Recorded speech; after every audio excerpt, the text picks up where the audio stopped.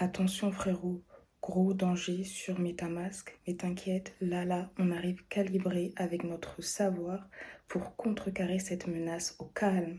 Frérot, janvier n'est même pas encore terminé, qu'il y a déjà une crypto qui a fait des grosses dingueries. Plus 120% depuis le début de l'année, laisse tomber. On va aussi parler d'une blockchain particulière à surveiller de très près parce que là, il y a des signes extrêmement bullish pour 2023. Enfin, on va voir pourquoi l'Ether pourrait valoir 18 000 $ dans 18 mois. Preuve à l'appui. Donc en fait, appelle-moi Oracle, frérot. J'ai même plus besoin de me présenter, tu connais.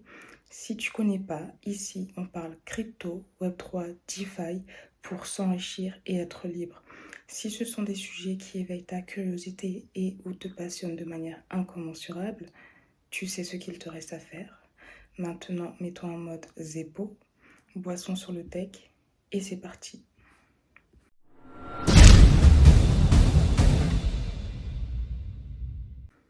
On commence avec un concurrent de MetaMask, Frontier.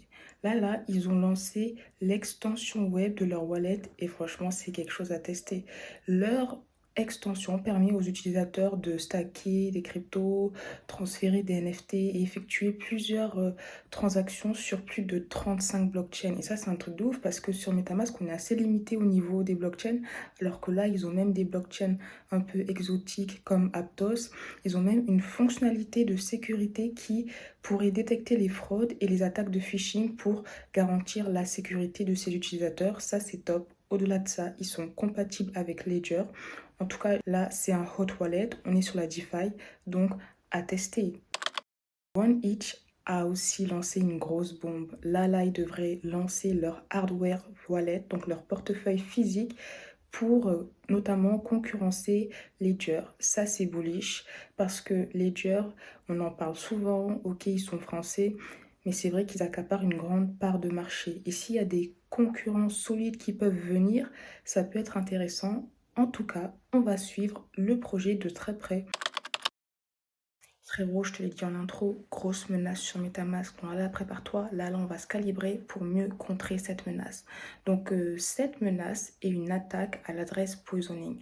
Je vais te décrire le process de cette attaque pour qu'après, on puisse voir comment s'en protéger et ne pas se faire avoir. En fait, premièrement, il y a un chenapan qui va surveiller toutes tes transactions. Il va analyser les adresses auquel tu envoies régulièrement de l'argent. Après, il va utiliser un générateur d'adresses qu'on peut malheureusement trouver très facilement sur Google pour créer une adresse qui correspond étroitement à une adresse à laquelle tu envoies régulièrement de l'argent.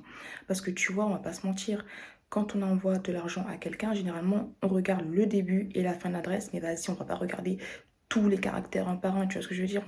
On n'a pas, il n'y a que 24 heures dans une journée. Malheureusement, eux, ils vont capitaliser sur ça. Parce que l'adresse qu'ils vont créer aura un début similaire et ou exact et une fin similaire et ou exacte à une adresse à laquelle tu envoies régulièrement de l'argent. Ce qu'ils vont faire après, c'est qu'ils vont t'envoyer une toute petite transaction en scred. Tu vois ce que je veux dire?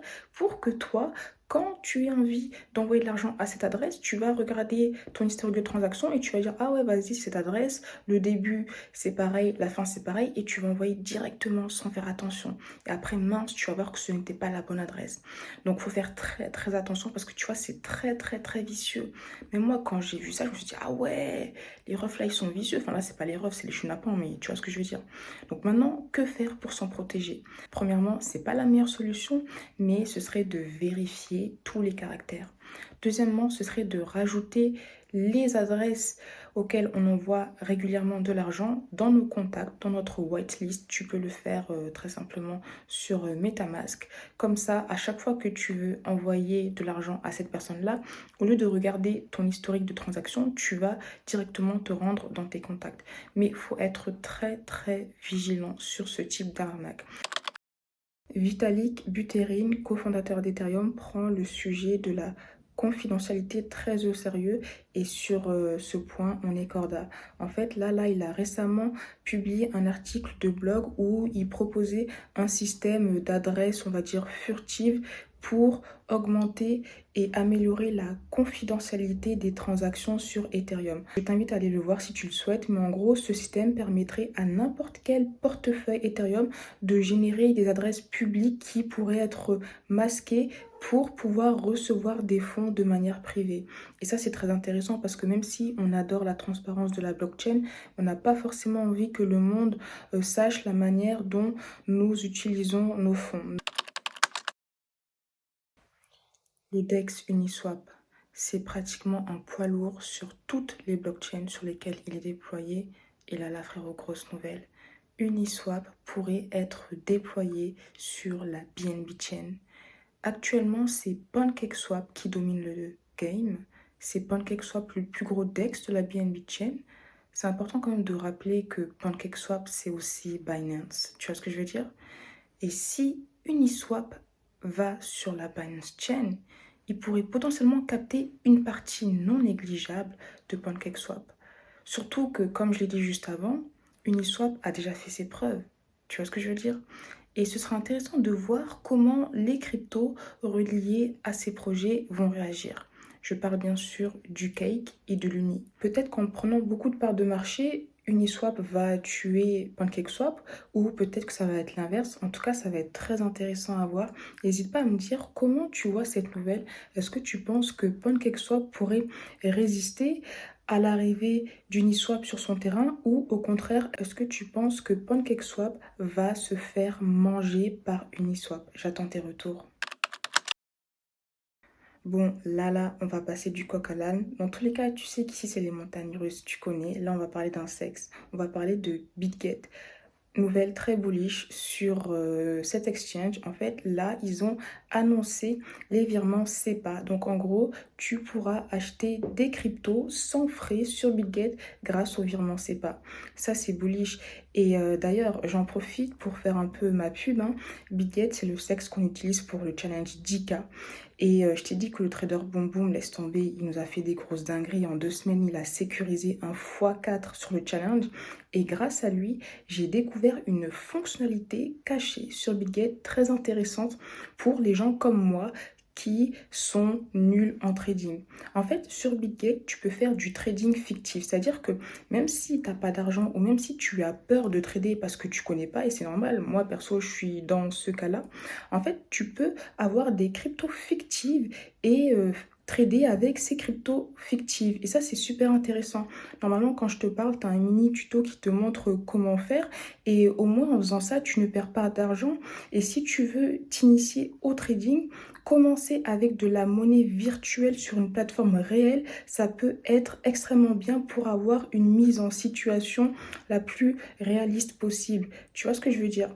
J'en profite pour te partager un bon plan BitGet. Je ne suis pas payée, mais j'ai un lien d'affiliation et là, ils ont un bon plan pour la commu, frérot. Les places sont limitées. Mais en gros, ils peuvent te rembourser 10% de ton premier dépôt que tu pourras utiliser pour trader en futur jusqu'à 1000 $. Donc en gros, si tu décides de déposer 1000 $ sur BitGet, ils vont t'offrir 100 € à utiliser sur leur fonctionnalité de trading en futur. Par contre, attention, si tu fais du fiat tout crypto, tu devras faire un KYC. Mais si tu restes en crypto, t'inquiète frérot, il n'y a pas de KYC jusqu'à 100 BTC. Tu vois ce que je veux dire? Et dernière règle ultime, j'en profite pour te le dire. Tu sais qu'ici, on est team décentralisation, team DeFi parce que la majorité de tes fonds doivent être en ta possession. Par contre, c'est aussi quelque chose que je le dis souvent, faut doser, faut tempérer. Les sexes, on en a besoin, même si selon moi, ce sont juste une escale. Ce ne sont pas la destination finale. Après, tu fais comme tu veux. Dans tous les cas, si tu veux bénéficier de l'offre qui sera limitée, si tu veux voir s'il reste des places, le lien sera en description. Et même si tu veux pas faire de dépôt, franchement, au pire, s'inscrire sur BitGet juste pour tester le trading fictif, ça c'est le feu. Surtout si tu es comme moi, tu fais pas de trading. Après, si tu veux voir les performances exceptionnelles de Boom Boom, tu peux rejoindre le club Alpha. Le lien est en description également. Gros coup dur pour Binance. ils ont été lâchés par leur partenaire. En fait, le partenaire bancaire de Binance, Signature Bank, qui gérait la partie Swift, a décidé de ne plus prendre en charge les transactions Swift inférieures à 100 000 dollars. Cette crypto a déjà eu une croissance de plus de 120% depuis le début de l'année, alors que le mois de janvier n'est même pas encore terminé. Il n'y a pas de logique là-dessus, c'est vraiment le casino. Il s'agit du FTT d'FTX. Alors, pour moi, c'est vraiment devenu une crypto casino. Ok, il y a moyen de se faire énormément d'argent, mais c'est un pari très risqué parce qu'il y a aussi moyen de perdre. Et comme on le voit à travers le graphique, on voit quand même que le cours de cette crypto est très fortement influencé et manipulé par, selon moi, un groupe de whales qui suit les activités reliées à FTX de très près. Quand le CEO a dit qu'FTX pourrait être relancé, d'ailleurs, je t'en parle dans la vidéo précédente, le lien sera en description, tu vois que la crypto pump. Et il est fort probable que si on reçoit encore d'autres bonnes nouvelles reliées à l'affaire FTX, cette crypto fasse un gros pump. Je te partage juste ça à titre informatif parce que à titre perso, et c'est quelque chose que j'avais dit dans le Club Alpha, même si je pense qu'il y a des gains qui sont incommensurables qu'on pourrait potentiellement réaliser, moi c'est un truc que j'évite parce que je ne veux pas me placer sur des cryptos casinos, même si encore une fois c'est quelque chose qu'on va suivre juste pour voir jusqu'où cette crypto irrationnelle pourra aller et ce qu'elle nous réserve. 2023 vient de commencer, on n'a que des nouvelles bullish frérot, le marché nous met du vert, mais première mondiale, première mondiale. Cité Gestion devient la première banque privée au monde à tokeniser ses actions. Et elle va le faire grâce à l'entreprise Taurus. Et ils l'ont fait sur Ethereum. Ça, c'est extrêmement bullish pour Ethereum. Tu vois ce que je veux dire? Le Vaucer, il capte. Le Vaucer, il fait des parallèles. T'inquiète frérot, je sais, on voit la même chose. Et concernant la tokenisation, rappelle-toi, fin d'année 2022, le ref Larry Fink, qui est le CEO de BlackRock, avait dit qu'il était bullish sur la tokenisation des assets. Tu te rappelles? Et là, 2023, ça commence fort, frérot, on blague pas, tu vois ce que je veux dire? Pour le moment, en tout cas, tout se passe comme prévu. Il y a même le cofondateur de Taurus qui a dit dans son communiqué que 2023, c'est l'année de la tokenisation, l'accélération de la numérisation des actifs privés. Ethereum pourrait valoir 18 000 dollars dans 18 mois. Là, je te partage la preuve en image. En fait, c'est un ref qui a publié ça sur Twitter. Maintenant, je te partage mon point de vue. Je pense qu'il faut se méfier de ce genre de tweet. Personne ne peut prédire l'avenir. D'accord? Je te le dis toujours. Je ne suis pas voyante, je ne suis pas Madame Irma, я не гадалка. Я попробую на русском языке, потому что иногда, когда я говорю по-французски, у меня складывается впечатление, что ты не понимаешь. Donc, tu as vu, j'espère que là, tu as bien compris que je ne suis pas un oracle et je ne suis pas Madame Irma. Je répète pour les refs en commentaire qui aiment trop raconter ce genre de choses.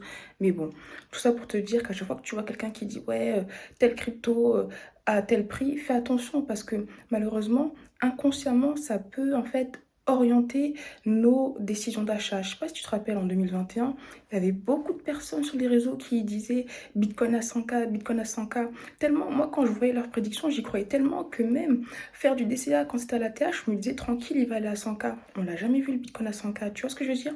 Tout ça pour te dire que certes, on est bullish, on sait que ça va augmenter, on ne sait pas quels seront les prix, mais dosons quand même, dosons notre euphorie. Et quand quelqu'un te partage des targets de prix qui plus est très élevés, fais très très attention et ne te laisse pas avoir en te disant ah ouais, tel a dit ça, en plus tel c'est un tel qui fait ci, qui fait ça, donc je lui fais confiance, j'hypothèque ma maison et je mets tout sur cette crypto en attendant le prix. Parce que parfois tu peux attendre très longtemps, hein. Là on est en 2023, 2021, le Bitcoin à 100K il est toujours pas arrivé. Tu vois ce que je veux dire? Je pense que le Bitcoin à 100K on va l'avoir un jour ou l'autre, mais je ne sais pas quand ça sera et c'est pour ça qu'il faut doser. Voilà, c'est ce que je voulais te dire. Les banques, elles regardent la crypto de très loin, mais en fait, elles se rapprochent de plus en plus, frérot. Tu vois ce que je veux dire? Et là, elles sont en mode, vas-y, c'est bon, nous aussi, on y va. Nous aussi, on veut croquer, en fait. Nous aussi, on veut notre part du gâteau. Parce que là, il y a la Banque nationale d'Australie qui pourrait créer son stablecoin. Et la nouvelle encore plus bullish, c'est que ce stablecoin pourrait être sur Ethereum et Algorand. Ethereum, c'est la blockchain particulière qu'il faut surveiller en 2023. Tu connais mon avis sur Ethereum. Après, encore une fois, peut-être que je me trompe, hein, mais si tu es anti-Ethereum, j'aimerais bien savoir quels sont tes arguments en commentaire.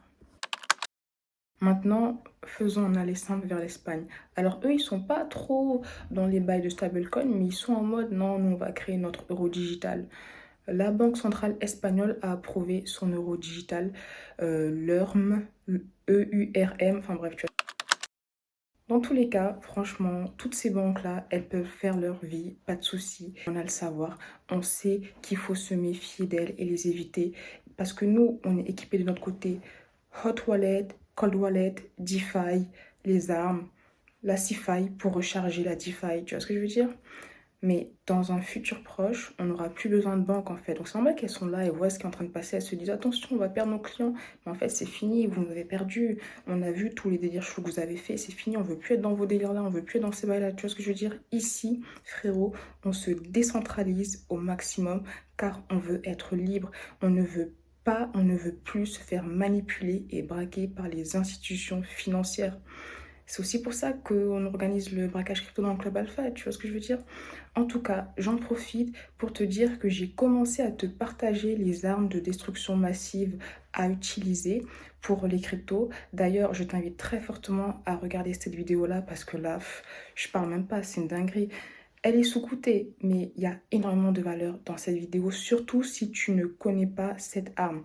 Bon, spoiler alert, ce n'est pas le 9 mm, ça tu connais déjà, c'est quelque chose de beaucoup plus puissant. Va la voir, c'est le feu. On se retrouve dans cette vidéo. Et sinon, bah, merci pour ton temps. N'hésite pas à partager tes retours en commentaire. Si ce n'est pas encore fait, mets un petit j'aime pour donner de la force et abonne-toi à la chaîne. Et je te dis à très très très très vite pour une prochaine vidéo.